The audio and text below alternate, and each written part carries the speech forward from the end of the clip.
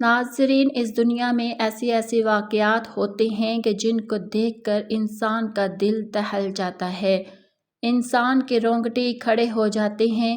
اس video میں ایک ایسے آدمی کے بارے میں بتانے جا رہے ہیں جس نے پاک دامن پردے میں رہنے والی، قرآن پڑھنے والی بیوی کے ساتھ وہ کیا جس سے انسانیت بھی شرما جائے، پتھر سے پتھر دل بھی رو پڑے۔ لاکھوں افراد کا مجمع تھا۔ جلاد اس کی گردن کاٹنے کے لیے تلوار کو اس کی گردن کے قریب لے گیا۔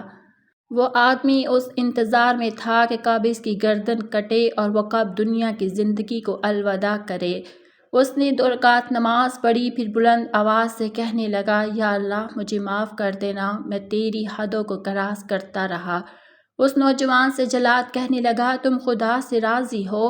نوجوان جلاد کو مسکراتے ہوئے کہنے لگا، تو مجھے سگریٹ پلا دے۔ جلاد نے حیران ہو کر پوچھا، تم نے کیا کہا؟ نوجوان نے پھر کہا، مجھے سگریٹ پلا دو۔ نوجوان نے اپنی آخری خواہش کے طور پر سگریٹ کو پیا۔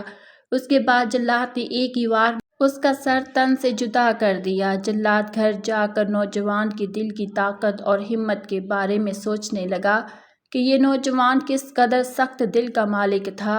اسے موت کی ذرا بھی پرواہ نہ تھی، بلکہ اس نے مسکراتے ہوئے موت کو گلے سے لگا لیا۔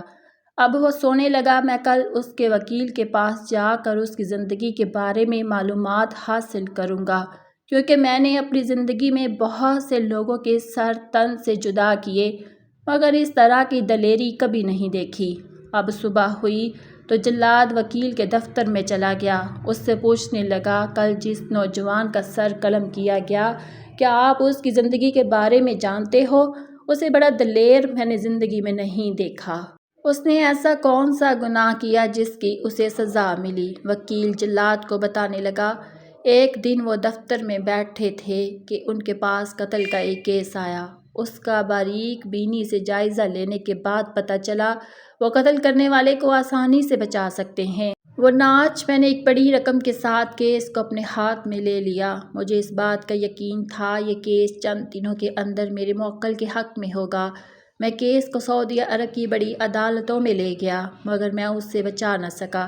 بڑی عدالت نے بھی اس کی سزائے موت کی سزا کو برقرار رکھا۔ میں دن رات اس نوجوان کی زندگی کے بارے میں دعائیں کرتا، مگر میری کوئی بھی دعا قبول نہ ہوئی۔ ایک دن میں کیس کے ساتھ بحث کر رہا تھا، میں نے نظر اٹھا کر اوپر دیکھا تو میرا موکل ہاتھ کڑیوں میں جکڑا ہوا میرے سامنے کھڑا تھا۔ اس کی زبان پر میرے لیے تسلی کے جذبات تھے۔ اس نے ہمت جمع کر کے مجھے کہا، وکیل صاحب، میں نے ہار نہیں مانی، آپ اس کیس کو چھوڑ دیں۔ وہ شروع دن سے مجھے اس بارے میں کہہ رہا تھا، مگر میں کرنے کے لیے تیار نہ تھا۔ مجھے یقین تھا میرے موکل کو چند سالوں کی سزا تو ہو سکتی ہے، مگر اسے سزائے موت کبھی نہیں سنائی جا سکتی، وہ بھی بڑی عدالت میں معاف ہو جائے گی۔ مگر چھوٹی عدالت کے فیصلے نے مجھے مایوس کر دیا۔ میں نے نوجوان کو تسلی دی کہ تم بری ہو جاؤ گے، مگر میرے کھوکھلے لفظ بھی اس پر انداز نہ ہو سکے۔ میں نے کیس کو چھوڑنے کا فیصلہ کر لیا۔ جب میں خصوصی ملاقات کے دوران میں نے نوجوان کو بتایا میں مزید اس کے لیے لڑ نہیں سکتا، میں نے اسے بتایا میں جتنی بھی تیاری کر کے جاتا ہوں، میرے منہ سے کوئی نہ کوئی ایسے لفظ نکل جاتے ہیں جو تمہارے خلاف ثبوت بن جاتے ہیں۔ میرے نوجوان سے معذرت کی اور کل تمناؤں کا اظہار کیا۔ میں نے نوجوان سے پوچھا، تم اتنے نا امید کیوں تھے؟ تمہیں کیسے پتہ تھا کہ تم اپنے کیس سے بچ نہیں سکتے؟ وہ بتانے لگا، میرا نام احمد بن خالد ہے، میں رے یارود کا رہنے والا ہوں۔ میں نام کا مسلمان تھا، میرا دین سے کوئی تعلق نہیں تھا۔ میری شادی ایک ایماندار لڑکی سے ہو گئی جو نماز، روزہ، تہجد اور قرآن پاک کی تلاوت کرتی تھی۔ وہ انتہائی باپردہ، پاک باز اور شریف خاتون تھی۔ چند سالوں کے بعد وہ میری والدہ کی نظروں سے اتر گئی۔ میری والدہ نے کہنا شروع کر دیا کہ میں اسے طلاق دے دوں، مگر میرے پاس اسے طلاق دینے کا کوئی بہانہ نہ تھا۔ میں نے والدہ سے کہا، کوئی وجہ یا موقع بنا تو میں ضرور طلاق دوں گا، اس طرح طلاق دینا میرے لیے ممکن نہیں۔ میری والدہ نے میری بات نہ مانی اور مجھ پر دباؤ بڑھاتی رہی۔ وقت گزرتا گیا، میری بیوی امید سے تھی، اس کی کوکھ میں 6 ماہ کا بچہ تھا۔ ایک دن میری والدہ میرے حماس اور میرے دوست نے اس کے پاس گئی، اس سے کہنے لگی، میری بہو کی طبیعت ان دنوں خراب ہے، اسے ہسپتال لے کر جانا ہے۔ چنانچہ میرا دوست والدہ کے کہنے پر گرمی میں آ گیا۔ جیسے ہی وہ میری بیوی کے کمرے میں داخل ہوا، میری والدہ نے باہر سے کمرے کو لاک کر دیا، شور مچا کر پورے محلے کو اکٹھا کر لیا۔ سب کا مقصد مجھ پر اور میری بیوی کے درمیان ناچاکی کروانا تھا۔ میرا دوست بھی انتہائی متقی اور پرہیزگار تھا۔ دوسری طرف لوگ میری بیوی کی پاک دامنی کی قسم اٹھانے کے لیے تیار تھے۔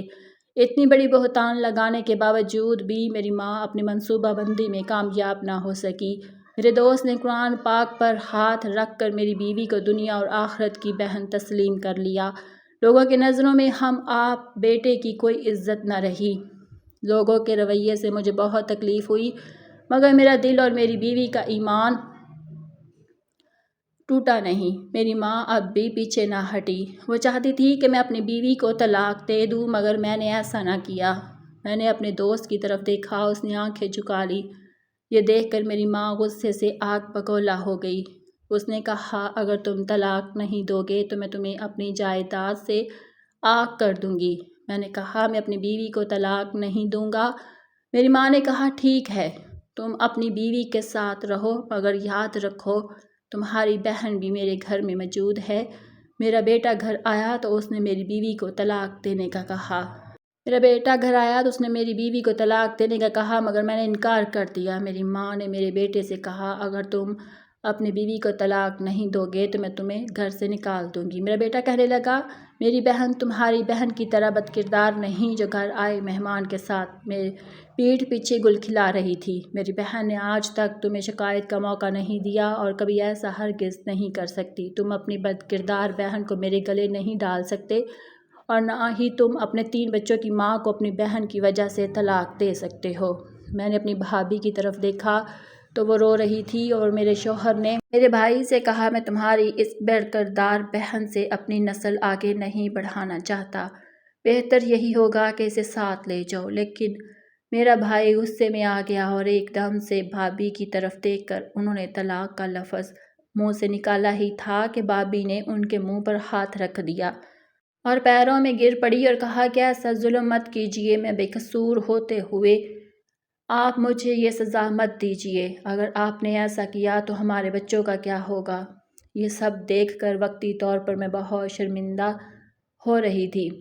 میری وجہ سے میری بھتیجی بھتیجا اپنی ماں سے محروم ہو جائیں گے اور میرا بھائی غصے میں بھابھی کو طلاق دے دے گا۔ حالانکہ میرے بھائی کو مجھ سے تو کوئی رنج نہیں تھا، اس کام کے بعد میرا قتل ہی کر دیتا، لیکن در حقیقت وہ میری ذمہ داری سے بھاگ رہا تھا اور اسے بدنامی کا بھی خوف تھا۔ اس وجہ سے وہ میرے شوہر کو دھمکانے لگا۔ یہ بات سن کر میرا شوہر وہیں پر بیٹھ گیا۔ جو بھی تھا وہ اپنی بہن کی ذمہ داری نہیں اٹھا سکتا تھا۔ بہن بھی وہ جس کے 3 بچے تھے اور وہ سب بڑے ہو رہے تھے، سب اسکول جاتے تھے اور میرے شوہر کی آمدنی نہیں تھی کہ وہ اپنی بہن اور بچوں کا خرچہ اٹھاتا۔ تبھی وہ سر جھکا گیا تھا اور اپنے بھائی کے کہنے پر میں نے اپنے شوہر سے معافی مانگی تو اس نے مجھے پھر معاف کر دیا تھا، مگر وہ اس کے بعد مجھے وہ عزت نہیں دے سکا، نہ ہی وہ کبھی مجھ سے محبت کر سکا۔ مجھے طعنے دیتا، پہلے ہی وہ مجھ پر ہاتھ اٹھاتا تھا، اب تو بات بات پر مجھے مارتا تھا۔ پہلے میری ساس کا رویہ میرے ساتھ کچھ بہتر تھا کیونکہ اس کی بیٹی میری بھابھی تھی، بیٹی کی وجہ سے وہ میرے ساتھ اچھے سے پیش آتی تھی۔ اب تو ساس کو بھی موقع مل گیا تھا، ہر وقت مجھے کھری کھوٹی سناتی رہتی تھی اور میرے شوہر کو میرے خلاف بھڑکاتی رہتی تھی۔ سب کے رویوں سے مجھے بہت تکلیف ہو رہی تھی، مگر آہستہ آہستہ میں اپنے پرانے انداز میں واپس آ گئی تھی۔ میں نے ان سب کی پرواہ چھوڑ دی تھی، مار کھا کر بھی میں ڈھیٹ بن گئی تھی۔ اب مجھے میرے شوہر کا مار کا اور ساس کے طعنوں کا بھی کوئی اثر نہیں تھا۔ مجھے کسی کی پرواہ نہیں تھی۔ میں ابھی تک اس نشے میں مدہوش تھی جو میں حاصل کر چکی تھی۔ ذلت ویسے بھی ہاتھ لگ گئی تھی، کم سے کم میری خواہش تو پوری ہوئی تھی۔ اس کے بعد ایک کے بعد دیگر 2 بچے بھی ہو گئے تھے اور اس کے باوجود بھی میرے ساتھ میرے شوہر کا رویہ بہت برا تھا۔ مجھے اس کی پرواہ نہیں تھی، لیکن میں اس سب سے تھکنے لگی تھی۔ مجھے سکون کی زندگی چاہیے تھی۔ میرے بچے بڑے ہو رہے تھے، وہ اکثر مجھے اپنے باپ سے مار کھاتا ہوا دیکھتے تھے اور ہر وقت میری ساس، میرا شوہر مجھے بچوں کے سامنے گندی گندی گالیاں دیتے تھے۔ میرے بچوں کے ذہن پر برا اثر پڑ رہا تھا۔ مجھے پچھتاوے نے گھیر لیا تھا کہ وقتی تسکین کے لیے میں نے عمر بھر کے لیے اپنی قسمت میں ذلت اور رسوائی لکھ دی تھی، جس سے میرے بچوں کی زندگی بھی متاثر ہو سکتی تھی۔ دوستو، آج کی یہ کہانی کیسی لگی کمنٹ کر کے ضرور بتائیے گا، اور ویڈیو اچھی لگی ہو تو ویڈیو کو لائک کریں، چینل پر نئے ہیں تو چینل کو سبسکرائب ضرور کریں۔ ملتے ہیں اگلی کہانی کے ساتھ، تب تک کے لیے اپنا بہت سارا خیال رکھیے گا۔ شکریہ، اللہ حافظ۔